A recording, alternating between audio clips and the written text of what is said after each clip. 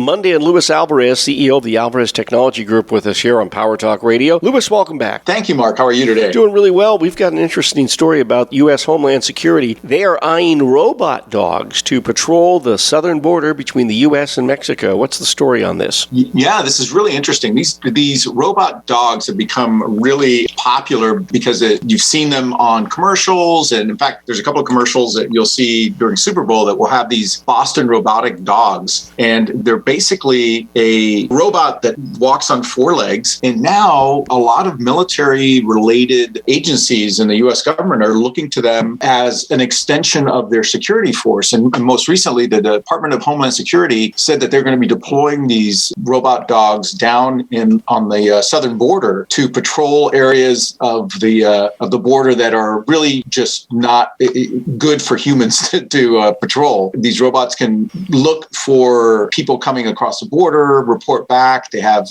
all sorts of communications gear, cameras, microphones, those sorts of things. They can even shout out orders to people, but they're also pretty indestructible. So it's a good use of these kind of robots. So they can't shoot at them and take them out? No, although there is a version of this particular robot that does have a gun attached to it. But in this case, these are not the ones that are going to be deployed in the southern border. That's a heck of a bite. Yeah, that is a heck of a bite. Wow. And these things are frightening because, they walk on four legs and it looks like something out of a science fiction movie. Right. So just the fact that they're there is going to scare some people. Now, they run on battery? They do. They run on lithium batteries, and they can go for about 8 hours on the battery charge that they can get. So they're pretty durable, and they can stay out there for quite a bit of time. That's amazing. So I remember we talked about these dogs a few years ago, that police agencies were looking at using these robotic dogs as well in situations that were dangerous, not only for officers, but also for regular canines. Yeah. So this is just an extension of that, right? Yep. And I think back then it was a little early to get people to accept that these dogs are going to be out there, but you're going to see them a lot more in the near future. That's Luis Alvarez, CEO of the Alvarez Technology Group, joining us here on Power Talk Radio. Online, alvareztg.com, @AlvarezTG. That is the Twitter handle. And Luis, the toll-free number for the I-Team. Give us a call at 866-78-I-Team. That's 866-784-8326.